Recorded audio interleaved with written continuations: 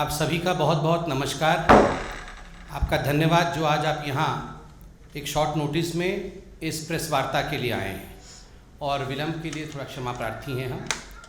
बंधुगण, विलम्ब इसलिए हुआ क्योंकि गोवा में जो अभी गोवा जिला परिषद के गोवा जिला पंचायत के जो काउंटिंग चल रही थी उसे हम ऑब्जर्व कर रहे थे और लगभग अब नतीजे निकल चुके हैं। आपको लग रहा होगा गोवा के पंचायत के विषय में आज भारतीय जनता पार्टी दिल्ली से प्रेस कॉन्फ्रेंस क्यों कर रही है।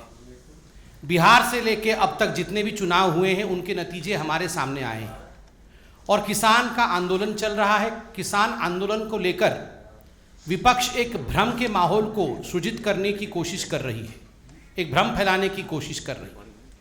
इस भ्रम को लोकतंत्र में हमेशा ही लोकतांत्रिक तरीके से अपने पक्ष को रख करके वैज्ञानिक रूप से तोड़ना चाहिए और इसीलिए हम चुनावों की कुछ आंकलन करेंगे और जो भ्रम की स्थिति कांग्रेस पार्टी, आम आदमी पार्टी इत्यादि उत्पन्न कर रहे हैं उसका खंडन करेंगे। गोवा में अभी जो नतीजे आए हैं 48 सीट्स पर जिला पंचायत के चुनाव हुए हैं, उसमें हम लगभग 27 सीट पे अब जीत चुके हैं और 31 सीट की ओर बढ़ रहे हैं। एक तरह से अपने आप हम गोवा में अपने दम पर बहुमत के आंकड़े को पार कर चुके हैं। वही कांग्रेस पार्टी अब जब मैं आया था नतीजों के साथ मात्र 3 सीट पर थी, आगे चल रही थी 3 सीट पर। जहां हम 27 पर पहुंचे हैं वहां कांग्रेस मात्र 3 पर है और आम आदमी पार्टी ने भी ये सारे पंचायत के चुनाव गोवा में वो लड़ी थी। अभी भूख हड़ताल पे बैठे हैं, सब इसी सड़क के उस पार बैठे हुए हैं। नतीजे जान नहीं पा रहे होंगे तो मैं बताना चाहूँगा, आदरणीय अरविंद केजरीवाल जी वहाँ आप सभी सीटों पर लड़े थे और अभी जब मैं आया तो 0 पे आम आदमी पार्टी बढ़त बनाई हुई थी, अर्थात 0 पर थी। तो ये गोवा के जिला पंचायत के नतीजे हैं। कल रात को आदरणीय गृह मंत्री अमित शाह जी ने भारतीय जनता पार्टी के राष्ट्रीय अध्यक्ष आदरणीय जगत प्रकाश नड्डा जी ने ट्वीट करके, अमित जी ने बाइट देकर हमें बोडोलैंड टेरिटोरियल काउंसिल BTC 2020 के जो चुनाव है उस संदर्भ में हमें ज्ञान दिलाया और हमें कहा उन्होंने कि क्या नतीजे BTC के रहे हैं। BTC 2020 में भारतीय जनता पार्टी जहां पहले मात्र 1 सीट पर थी अब 9 सीटों पर है और कांग्रेस पार्टी मात्र 1 सीट पर है। हमारी सहयोगी दल UPPL 12 सीटों पर है और हमारी ही सहयोगी दल जनशक्ति पार्टी GSP 1 सीट पर है। तो स्वाभाविक रूप से ये जो 40 सीटों का समूह BTC का है, इसमें भारतीय जनता पार्टी के जो अलायंस पार्टनर है वह अपनी काउंसिल बना रही है। हम BTC का काउंसिल भी 2020 में बना रहे हैं और 1 सीट से 9 सीट में आकर भारतीय जनता पार्टी ने एक बहुत बड़ा छलांग असम में लगाया है और उसके लिए असम के भारतीय जनता पार्टी के कार्यकर्ता, असम के मुख्यमंत्री सोनोवाल साहब, असम के ही हमारे हेमंत बिश्व शर्मा जी को खुद हमारे बड़े नेताओं ने धन्यवाद कहा है, उनका आभार व्यक्त किया है। बंधुगण, राजस्थान में भी हमने ग्रामीण क्षेत्र के चुनावों को कुछ दिनों पहले देखा था। चूंकि उस विषय में ऑलरेडी प्रेस वार्ता हो चुका है इसलिए अधिक नहीं कहना है, किंतु सिर्फ आपके स्मृति पटल को एक बार पुनः इन आंकड़ों से सुसज्जित करने के लिए मैं कहना चाहूँगा कि पंचायत समिति में भारतीय जनता पार्टी 4,371 सीट्स में से 1919 सीट जीती है, जबकि कांग्रेस पार्टी मात्र 1852 सीट्स जीती है। वहीं जिला परिषद में भारतीय जनता पार्टी 606 सीट में 353 सीट्स जीती है। जिला प्रमुख जो बनाया जाता है उसमें भारतीय जनता पार्टी 21 में से 21 जिला प्रमुख बना रही है और ब्लॉक पंचायत में भारतीय जनता पार्टी 222 में से 93 सीट्स जीती है। आप अगर राजस्थान का इतिहास देखेंगे, समानतः आपको देखने को मिलेगा कि प्रायः जो पार्टी सरकार में होती है राजस्थान में, जिला और पंचायत स्तर के चुनावों में जीत उसी का होता है, ग्रामीण क्षेत्र में जीत उसी की होती है। किंतु अपने आप में ये ट्रेडिशन से अलग हटते हुए कांग्रेस की सरकार होते हुए भी भारतीय जनता पार्टी इन तमाम ग्रामीण चुनावों में कांग्रेस से वोट प्रतिशत और सीट अधिक लेकर आती है, ये अपने आप में कुछ कहता है। बंधुगण, चाहे वो ग्रेटर हैदराबाद का इलेक्शन हो, जो म्युनिसिपल कॉरपोरेशन ग्रेटर हैदराबाद का इलेक्शन हमने देखा था, जिसमें दुब्बक के चुनाव के पश्चात भारतीय जनता पार्टी ने एक बड़ा छलांग लगाया, या चाहे Arunachal Pradesh local body election हो, 22 तारीख को, आने वाले 22 तारीख को, 22 दिसंबर को Arunachal Pradesh local body election है। मगर आज भारतीय जनता पार्टी को यह बताते हुए अत्यंत हर्ष और आनंद हो रहा है कि जो जिला परिषद मेंबर्स हैं, 240 पोस्ट हैं, उसमें 96 पोस्ट हम अनअपोज्ड ऑलरेडी जीत चुके हैं। 96 आउट ऑफ 240, कॉन्टेस्ट ही नहीं हो रहा है, कांग्रेस वहां है ही नहीं। ठीक उसी प्रकार ग्राम पंचायत मेंबर जीपीएम की जो चुनाव अरुणाचल प्रदेश में होने वाली है, उसमें से 5410 सीट, 8290 सीटों में हम ऑलरेडी जीत चुके हैं बिना कॉन्टेस्ट के। और जो 20 सीटें कॉरपोरेटर्स की होती हैं ईटानगर म्युनिसिपल कॉरपोरेशन का, उसमें unopposed 5 seat Bharatiya Janata party जीत चुकी है। तो एक तरह से बहुमत अनअपोज्ड ही हम हासिल कर चुके हैं अरुणाचल प्रदेश में। लक्षद्वीप ऑटोनोमस हिल डेवलपमेंट काउंसिल के भी जो 2020 के रिजल्ट रहे, उसमें 15 सीटों के साथ, 26 सीट है, 15 सीटों के साथ भारतीय जनता पार्टी आगे रही।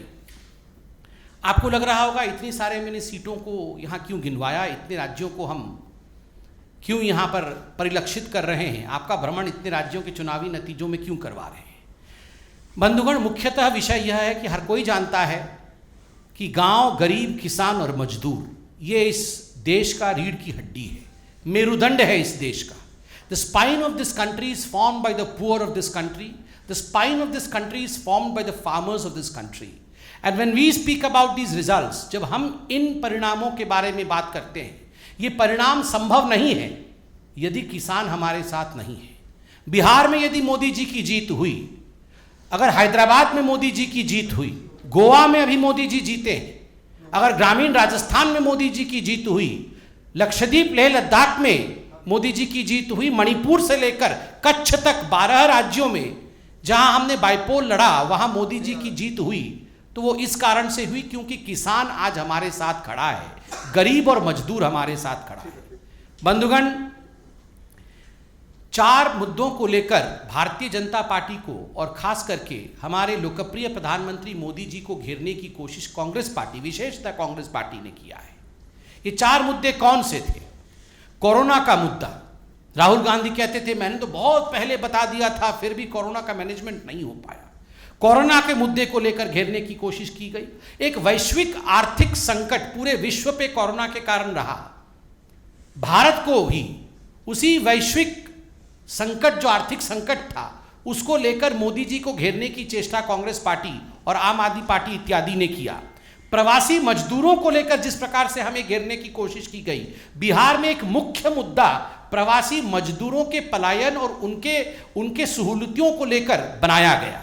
और अब कृषि सुधार बिलों को लेकर एक भ्रमजाल बनाने की कोशिश ये जो कांग्रेस है और ये जो विपक्ष की पार्टियां हैं वो कर रही हैं। मगर आज मैं गर्व के साथ कहना चाहूँगा, और ये देश के लिए बहुत ही सुखद समाचार है कि इन 4 विषयों को लेकर जिस प्रकार से देश के यशस्वी प्रधानमंत्री, लोकप्रिय प्रधानमंत्री, परिश्रमी प्रधानमंत्री नरेंद्र मोदी जी ने अपना अथक परिश्रम किया है, जो कोरोना को लेकर भ्रम फैलाया गया और मोदी जी ने जो कोविड मैनेजमेंट किया, ये कोविड मैनेजमेंट की जीत हुई। और कोरोना को लेकर जो भ्रम राहुल गांधी जी ने फैलाया था, विपक्षियों ने फैलाया था, वो टूटा है। ये नतीजे चुनाव के कहते हैं। आर्थिक संकट पर आत्मनिर्भर भारत की जीत हुई। बिहार की जनता हो चाहे अन्य राज्यों की जनता हो, 12 राज्यों की जनता ने आत्मनिर्भर बनना है, यह मंत्र मोदी जी से सीखा और इसकी जीत हुई है। ठीक उसी प्रकार प्रवासी मजदूरों को लेकर जो भ्रम फैलाया जा रहा था, उसमें भी 80 करोड़ गरीबों तक 8 महीनों तक लगातार अनाज पहुंचाने का काम, और जिस प्रकार ग्रामीण रोजगार योजना के माध्यम से गरीबों को गांव में, मजदूरों को गांव में, प्रवासी मजदूरों को अपने ही घर के निकट काम देने का काम मोदी जी ने किया, उसकी जीत इन चुनाव के नतीजों में गूंजते हैं। और ये जो कृषि सुधार बिल आए हैं, जो कानून, अब ये कृषि सुधार बिल कानून में परिणत हुए हैं, जब से ये नोटिफाई हुए हैं, जितने भी चुनाव हुए हैं आप देखेंगे उन सभी चुनाव में भारतीय जनता पार्टी की जीत हुई है।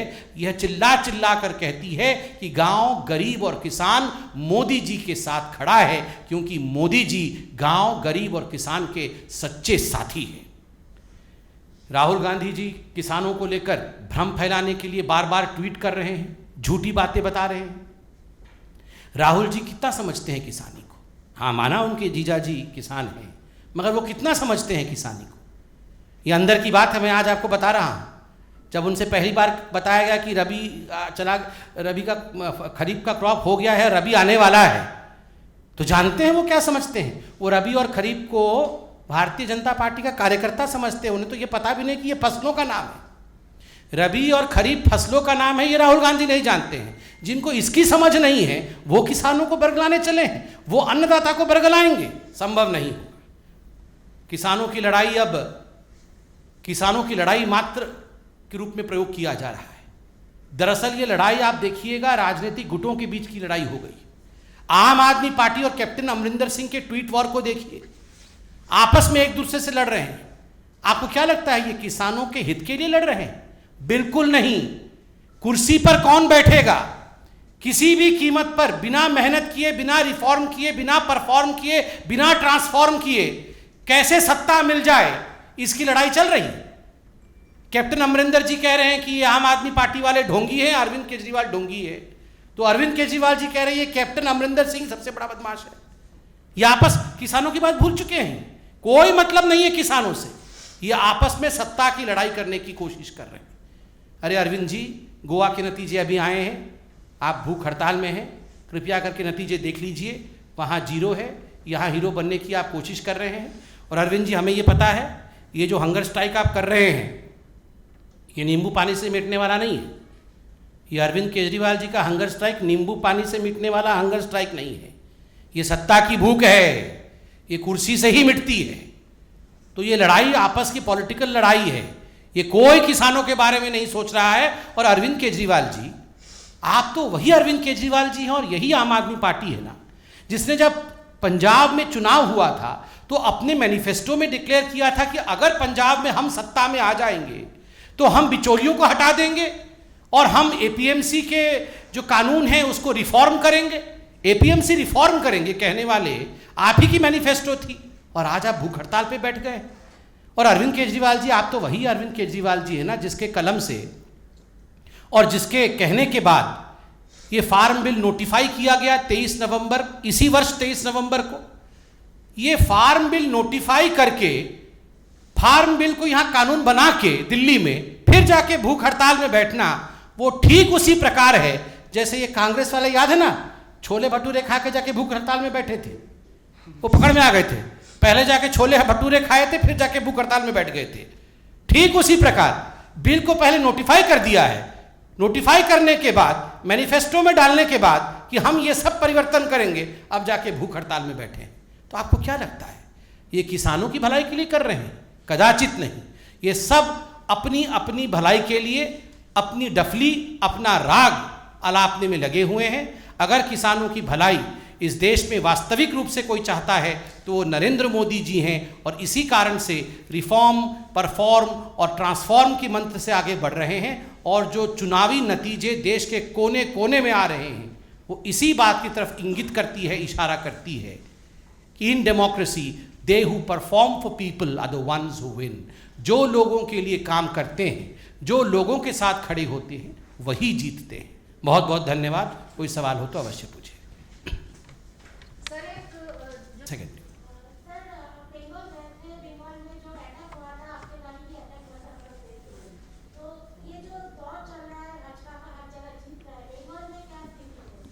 देखिए, बंगाल में भारतीय जनता पार्टी 200 से अधिक सीट लेके जीतेगी। ये भारतीय जनता पार्टी के राष्ट्रीय अध्यक्ष जगत प्रकाश नड्डा जी, अमित शाह जी और जो हमारे वहाँ के मुख्य नेता हैं, उन्होंने बार बार इसका ऐलान किया है। पूरे विश्वास के साथ आज हम कह सकते हैं कि जो दिवंगत आत्माएं भारतीय जनता पार्टी की कार्यकर्ता थे, 130 कार्यकर्ता मारे गए, कल भी सैकत बवाल मारा गया है। हम शपथ लेते हैं कि हम तब तक आराम से नहीं बैठेंगे जब तक लोकतंत्र की जीत, भाजपा माने लोकतंत्र बंगाल में। जब तक लोकतंत्र की जीत बंगाल में नहीं होगा तब तक भारतीय जनता पार्टी का एक भी कार्यकर्ता शांति से नहीं बैठेगा। हम परिश्रम करेंगे, आप हम पर गोली चलाओ, पत्थर बरसाओ, किंतु हम शांतिप्रिय तरीके से चुनाव लड़कर 200 से अधिक सीटों पर जीत दर्ज करेंगे।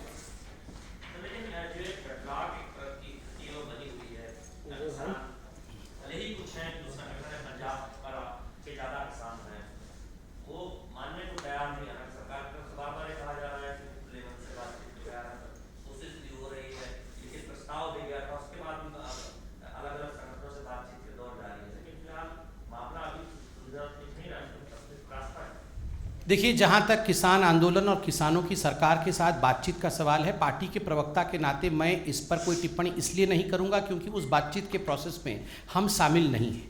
जो बातचीत हो रही है उसको लेकर माननीय तोमर साहब जो हमारे एग्रीकल्चर मिनिस्टर हैं वो खुद आप लोगों को ब्रीफ करते हैं।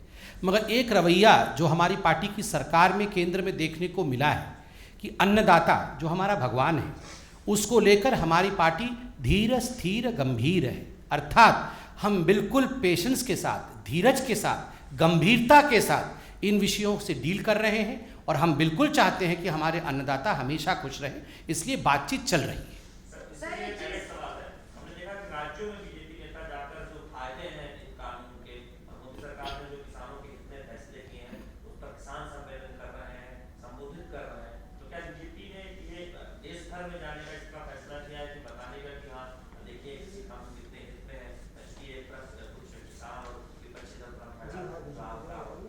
देखिए, यही लोकतंत्र की सुंदरता है।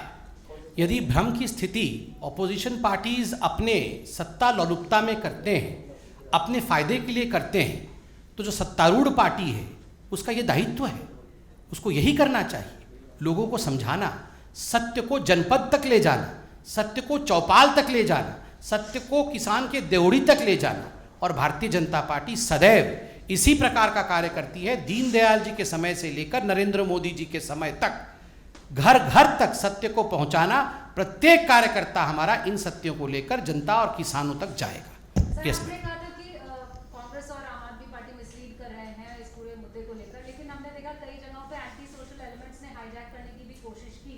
कई ऐसे वीडियोस सामने आए, पोस्टर्स लहराए गए और मोदी जी के लिए भी अभद्र गीत गाते हुए कुछ महिलाएं दिखी। उस पर आपका क्या कहना है? देखिए, बहुत दुखद लगता है। ये पहली बार नहीं है जब ये कम्युनिस्ट हों चाहे कांग्रेस के लोग हों, इस प्रकार से दूसरे आंदोलनों को हाईजैक करने का प्रयास करते हैं। और आज मीडिया का ज़माना है। ये जो फोर्थ पिलर डेमोक्रेसी की है, चतुर्थ स्तंभ डेमोक्रेसी का है, वो मेरे सामने खड़ी है, कैमरे लगे हुए हैं। आपके ही चैनल्स में जब सत्य दिखाया जाता है वो हमें बहुत द्रवित करती है। जिस प्रकार का भाषा मोदी जी के लिए मैंने सुना, अभी कुछ महिलाएं गा रही थी, मुझे लगता है इस प्रकार की भाषा का प्रयोग लोकतंत्र में नहीं होना चाहिए। ठीक उसी प्रकार महात्मा गांधी जी के लिए, चाहे अमेरिका में ही हो, कुछ लोगों ने जिस प्रकार की भाषा का प्रयोग हमारे राष्ट्रपिता महात्मा गांधी जी के लिए किया, वह भी बहुत ही विचलित करने वाली भाषा है। देखिए, हम किसानों का सम्मान करते हैं, मैंने बार बार कहा वो अन्नदाता है, किंतु अगर कुछ लोग इस प्रकार की भाषा का प्रयोग प्रधानमंत्री या राष्ट्रपिता महात्मा गांधी या हमारे देश के लिए करते हैं तो ये उचित नहीं है। सर, कुछ स्लीपर सेल्स किसान के आंदोलन के बीच में घुस गए या उसका फायदा ले रहे? देखिए, ये जनता देख रही है, मैं इस पर अधिक टिप्पणी नहीं करना चाहूँगा। और कौन घुसा है, कौन हाईजैक कर रहा है, किस प्रकार की भाषा का प्रयोग किया जा रहा है, किस प्रकार इस पूरे मसले को कुछ राजनीतिक पार्टी अपने राजनीति के लिए प्रयोग कर रही है, ये जनता जनार्दन है। और ये टीवी है, टीवी में आज सब कुछ दिखता है, कौन क्या कर रहा है। इसलिए मुझे लगता है हम अगर ना भी कहें तो जनता बहुत बुद्धिमान है, एक एक शब्द को बड़े गौर से वो सुन रही है और जान रही है, और वो कौन लोग हैं यह भी जानती है। राहुल जी और अरविंद केजरीवाल जी पूरी कोशिश में हैं, किंतु जनता जनार्दन सब जानती है। और आपको मैंने चुनावों के नतीजे कहे, सब जानती है, तभी तो ये चुनावों के नतीजे हैं।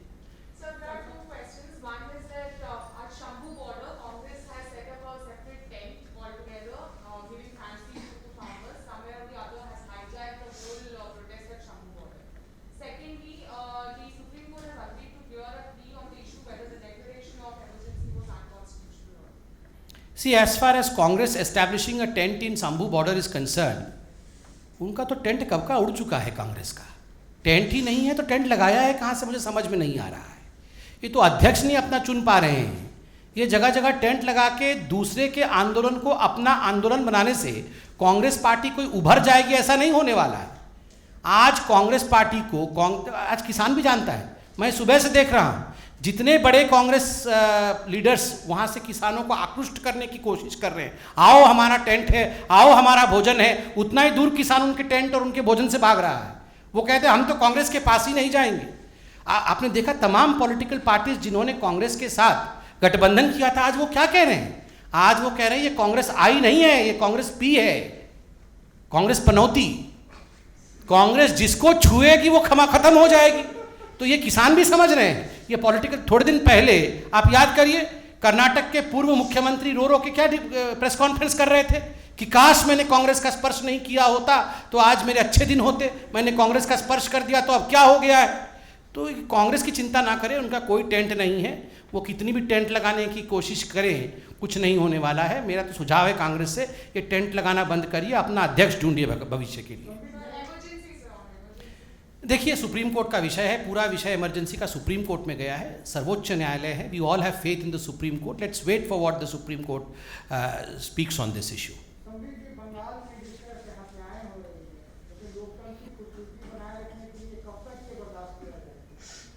देखिए, भारतीय जनता पार्टी लोकतंत्र में विश्वास करती है।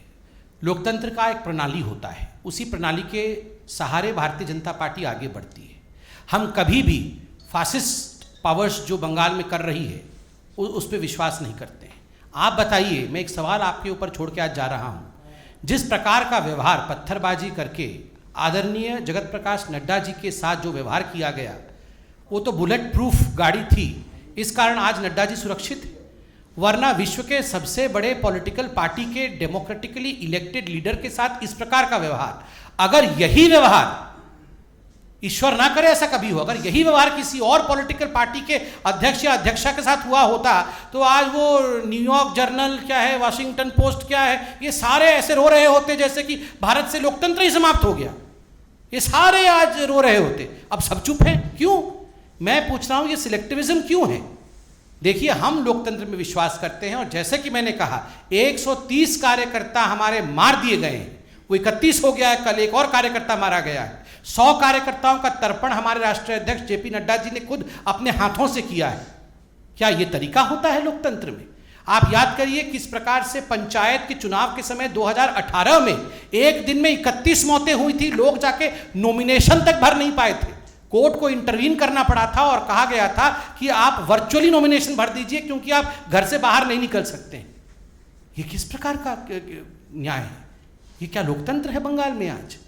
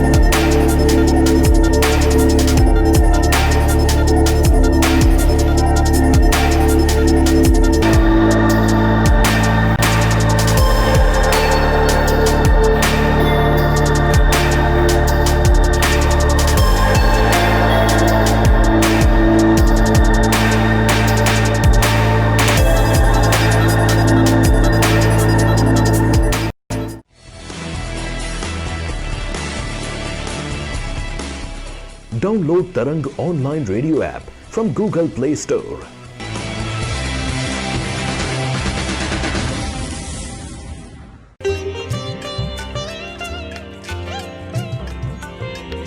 You are listening to Tarang Devotional Online Radio.